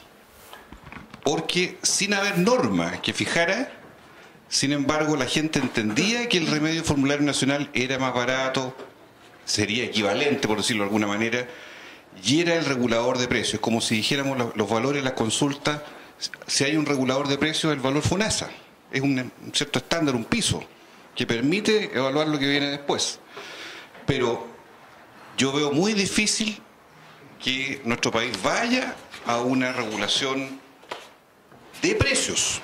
En otras materias estamos regulando. Lo que estamos haciendo en la ley de fármacos es introducir regulaciones, pero en materia de precios yo creo que es complejo. Sí hay que diversificar la oferta, hay que ampliarla. Sí creo que el mercado nacional tiene que tener una convivencia de mejor forma con el mercado internacional. Sí creo que hay una concentración hoy día monopsónica de las cadenas de farmacia, que todavía sigue siendo un tema que tiene que ser resuelto de algún modo, y sí creo que el nivel de asimetría del consumidor en materia de medicamentos sigue siendo abismante respecto a la gente. Es como lo que nos pasó con el VIH. Como creíamos que estaba combatida y derrotada la epidemia de VIH, todos nos echamos para atrás y ahí están las cifras ahora, que todos hemos visto. Creíamos que el mundo de los medicamentos estaba perfecto, estaba bien, y no está bien porque el usuario sigue siendo un actor secundario, menor, no tiene capacidad discriminatoria, no tiene herramientas de información cuando va al punto de venta. Y ahí tenemos una grave complicación desde el punto de vista de la sociedad chilena para mejorar las condiciones en que el usuario se acerca empoderadamente a adquirir un bien de consumo, partiendo de la base que al usuario tenemos que colocarle también un nuevo switch, para que no siga creyendo que el mundo de los remedios es el mundo de los alimentos, el mundo de las galletas, el mundo que es parte del cortejo del paisaje natural, porque no lo es. Todavía no lo ha sido. Entonces, hay un desafío tremendo, me parece a mí, con los usuarios en esta materia.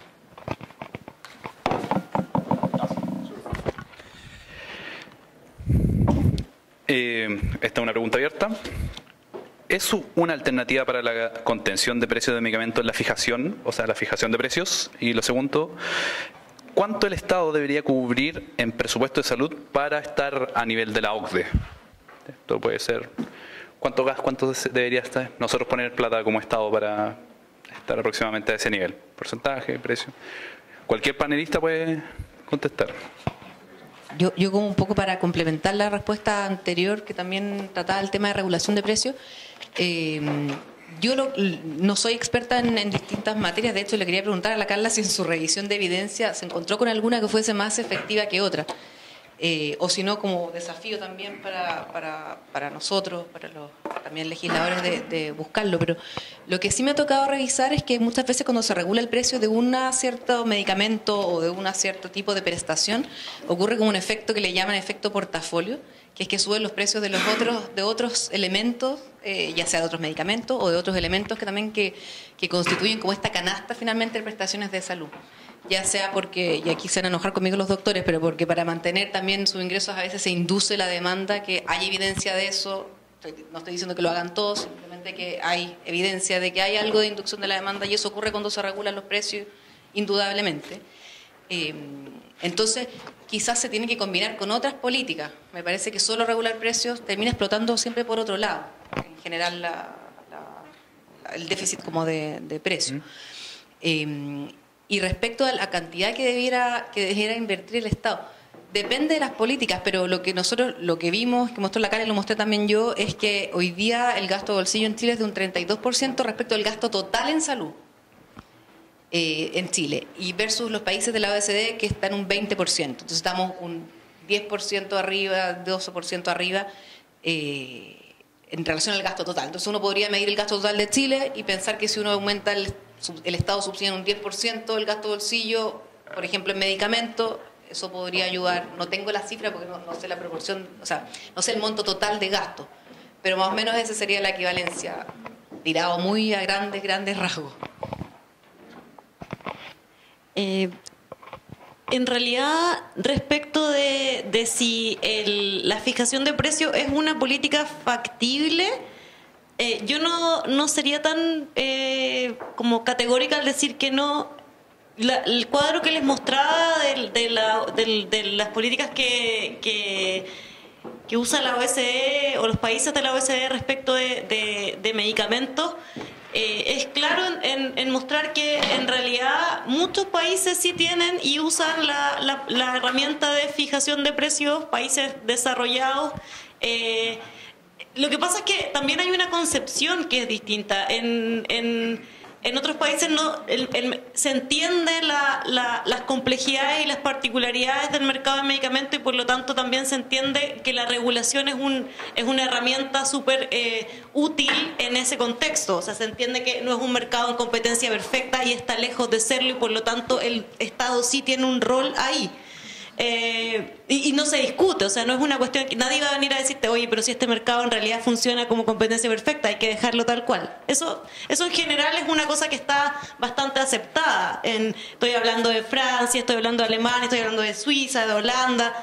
No es una cuestión que se discuta. Efectivamente, sí, en Chile no es la discusión que se está dando en estos momentos. Y en ese sentido, considerando que la discusión que estamos dando ya llevamos varios años dándola, probablemente que surja otra en el corto plazo, eso no lo veo factible. Respecto de cuál de los tipos de política es más efectivo, depende mucho de los contextos. Entonces no hay como un gold standard de cuál es la política más efectiva, sino depende de cómo es el sistema de salud en cada país, cuáles son la conformación de los seguros, cuál es el rol de las farmacéuticas en cada país, de un montón de consideraciones. Entonces no hay una receta clara, pero sí está mostrado que mayor regulación sí sirve en bajar los precios. Eso es algo que pasa. Muchos países usan, por ejemplo, lo que se llama precios de referencia, que es que compran a los precios que determinan un par de países, un conjunto de países contra los cuales se comparan y no compran sino a precios que son iguales o menores que ese. El rol del sector público como comprador en Chile es un rol súper importante. Ya vimos que hay medicamentos para los cuales el sector público compra casi el 100% de esos medicamentos. O sea, el poder monopsónico del sector público como comprador es como que si yo no quiero comprar a un precio a un precio mayor que no compro, y entonces el mercado y ese poder puede ser utilizado de manera bien importante. Respecto de las cifras, la verdad no tengo idea, pero sí está claro que el rol de los seguros como cobertura financiera de medicamentos es un rol súper importante y que debe aumentar. Yo no sé si tiene que aumentar el gasto público en medicamentos. Creo que También pueden generarse ahorros con una compra más eficiente. Hay otros estudios que muestran que incluso veíamos en la dispersión de precios en Avast y Mercado Público compran a los menores precios en comparación al retail y con precios bastante y considerablemente más bajos, pero aún así está demostrado que las formas en que compran en el sector público por ejemplo, si es que yo compro por licitación o si es que compro por convenio marco o si es que compro por trato directo, marca mucho la diferencia y ahí también se pueden generar bastantes ahorros. Yo no sé si hay que aumentar el gasto o tratar de generar mayores ahorros. Es una pregunta que no tengo la respuesta y menos sé cuánto más habría que gastar. Agregando otro condimento al debate. El gran esfuerzo, a mi juicio, de la industria es identificar el consumo y el consumidor y fidelizarlo. Ese es el esfuerzo de la industria. ¿Y qué hace para ese propósito? Usa las bases de datos personales y sensibles. Todos los registros, particularmente de los consumidores crónicos o permanentes, son tomados, y aquí no estoy hablando de China, estoy hablando de lo que todos ustedes saben, que permite que esas recetas fotocopiadas o microfilmadas o como queramos llamarle, son la base informativa que va a la industria para identificar a ese consumidor, seguirlo en el tiempo y poder llegar a él fidelizándolo. En el caso del dispensador, es la integración vertical. Es la forma más clásica de poder tener el control del dispensador. La canela, perdón, la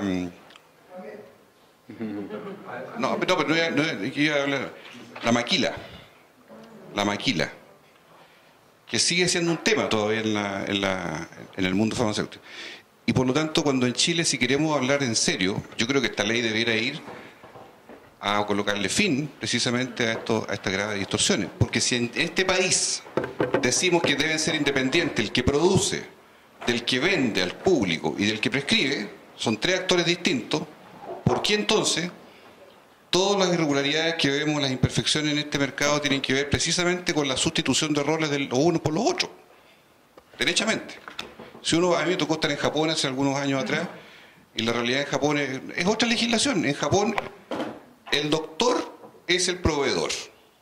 El doctor atiende y en la ventanilla de al lado el mismo doctor le entrega los remedios a la persona.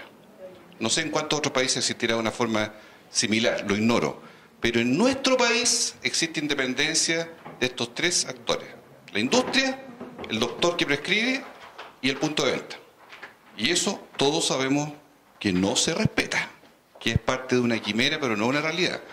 Y por lo tanto, en la ley de datos sensibles, en todo lo que signifique el seguimiento y la búsqueda, hoy día, y ahí hay películas hechas incluso sobre el mercado farmacéutico de cómo en el mundo precisamente tiene esta ansiedad por lograr el control de la demanda, es el control de la demanda a partir de la fidelización. Bueno, no me irán a perdonar, quedan tiempo para dos preguntas yo creo, así que hoy en día todas las asimetrías de información se resuelven con transparencia más tecnologías de información en todas las industrias, incluso el Estado. ¿Ven factible que lo prescrito y el precio de medicamentos sean transparentados con tecnologías, esto sin divulgar los datos del prescriptor y de paciente? Esto como una solución a la asimetría de información que se había hablado anteriormente. Sí. ¿Ven factible? Hoy en día todas las asimetrías de información se resuelven con transparencia más tecnologías de información. Esto en toda la industria, incluso en el Estado. ¿Ven factible que lo prescrito y los precios de medicamentos sean transparentados con tecnologías sin divulgar datos de prescriptor ni paciente? Esa es la pregunta, si ven factible que lo prescrito y precio. Yo creo que debiera ser factible. ¿Por qué no va a poder hacerse una política reguladora y a la baja de los precios a costa de ir a revelar los datos de quién dio la receta o quién consumió la receta? O sea, no hay razón para que no se pueda hacer. Debiera poder hacerse. El tema es que tienen que decirle a usted a IMS cómo lo va a hacer entonces, ¿no es cierto? ¿Cómo se la arreglan los laboratorios para comprar la IMS? los estudios de consumo, porque así se refleja hoy día en la realidad. ¿Alguna quiere responder?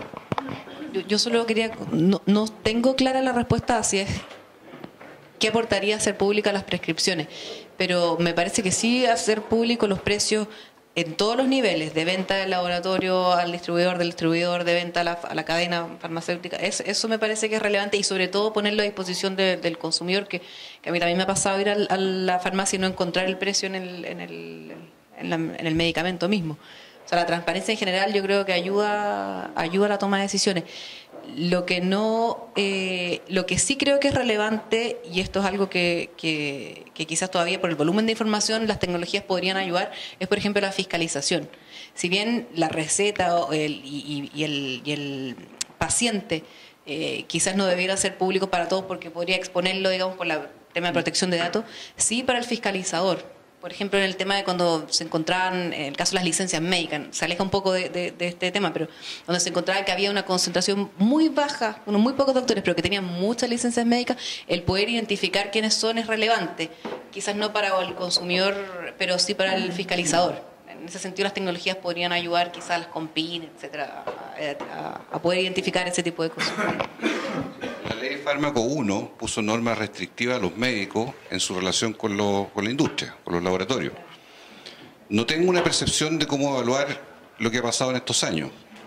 Le puedo decir que antes, yo trabajé como clínico muchos años, llegaba el visitador y a uno lo saludaba y le daba un palmotazo en la espalda y le decía: no se ha portado bien con nosotros, doctora, este último mes, no se ha portado bien. Y yo decía: ¿pero cómo? Porque está el seguimiento directo.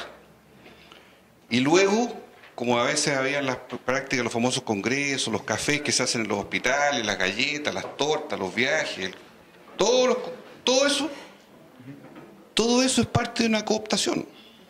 También es parte de un sistema que yo entiendo que esto ha ido, no es que se haya cortado anteriormente, pero hay mayores regulaciones.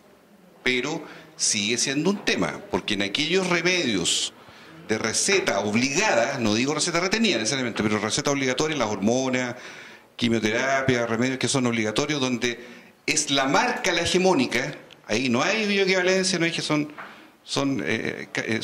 sustancias muy precisas, ahí sí que tenemos una dominancia enorme de la industria sobre los médicos.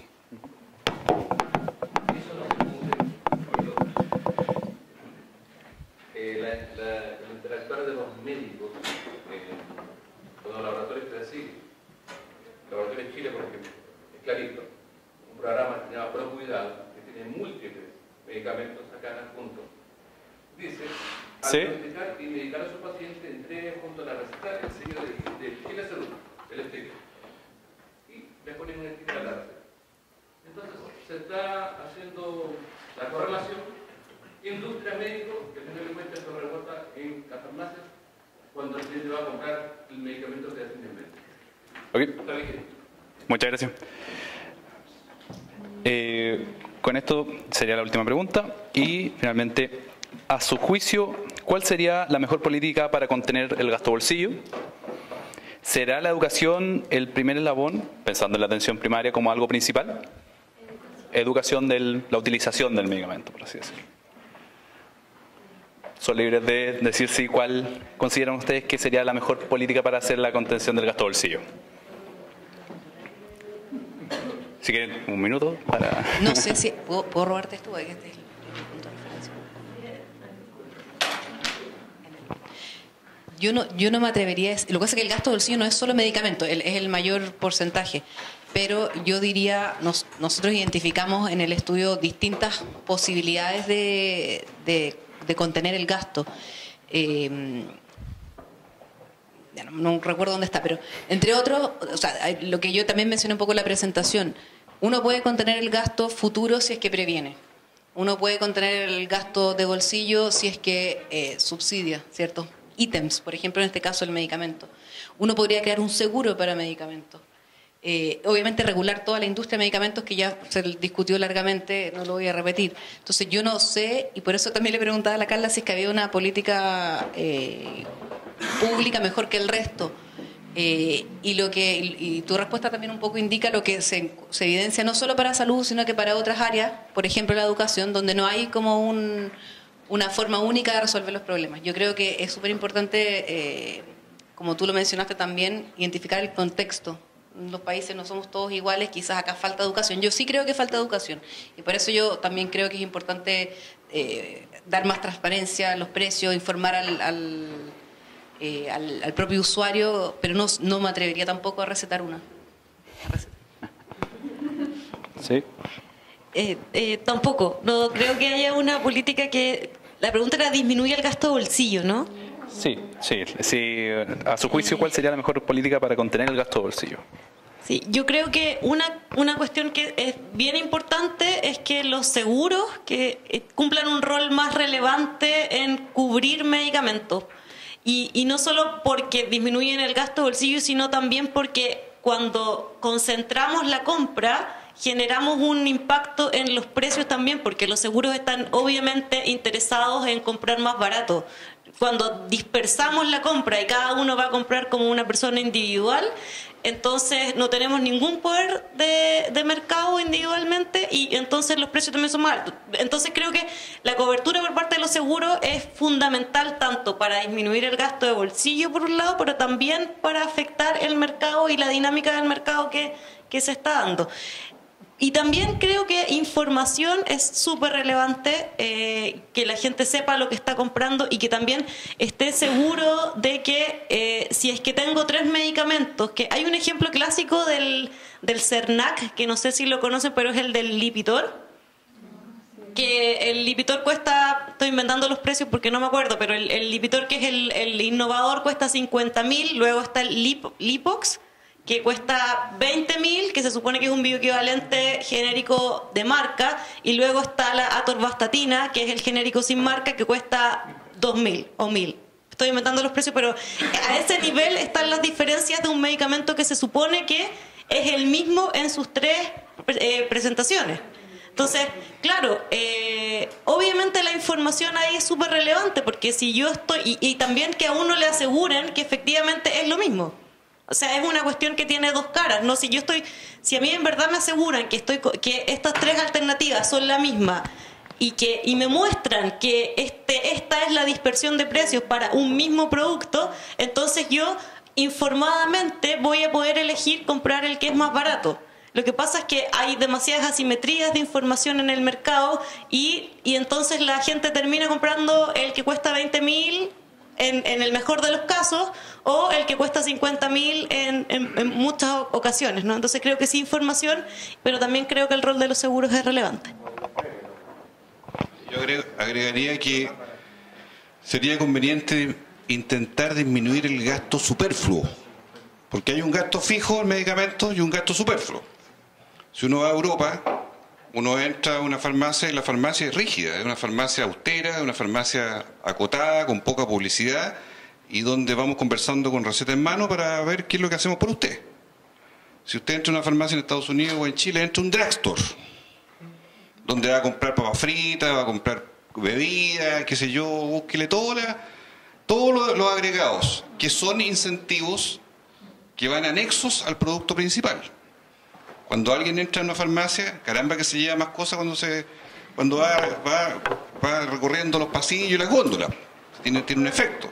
Hay un gasto superfluo, a mi juicio. Y con el ofertón en la mesa, ya está nuestro amigo el dirigente sindical, tantas veces que la canela y el ofertón que está, porque arriba del mesón está lleno de remedios, ¿no es cierto? Y está el ofertón de la semana, ¿y por qué no se lleva este que está aquí, que lo tenemos más baratito, y este palta miel y la cuestión? Todo eso es parte de la inducción de la compra en un minuto determinado en este. Ahora, yo digo, el gasto debiéramos focalizarlo en lo catastrófico. La gente hoy día sufre cuando tiene un familiar que le dieron una hormona carísima o un remedio biológico para un niño con una enfermedad inmunológica y que le cuesta 500.000 pesos al mes. Esa es catástrofe. Ahí el Estado no puede, ahí el Estado tiene que ir. La Ricarte Soto ha tenido como propósito eso, pese a que la cartera de enfermedades es muy pequeña, pero tiene ese propósito, recurrir en ese estado de necesidad extremo. Y lo mismo diría yo en el caso de la oncología. Viene un proyecto de ley, vamos a ver cómo lo presenta el Ejecutivo, un proyecto de ley del cáncer. Va a venir este año. Es uno de los anuncios que está puesto en la mesa. Entonces yo creo que, ante la pregunta, para cerrar, concentrémonos en ese gasto inevitable alto y que deja en la ruina a una familia producto de una enfermedad de un ser querido. Ok, muchas gracias. Quería dar las gracias a los panelistas. Por favor, Camila, si le pueden entregar los regalos de cortesía. Y... No, son... Y un último aplauso, por favor, a los tres.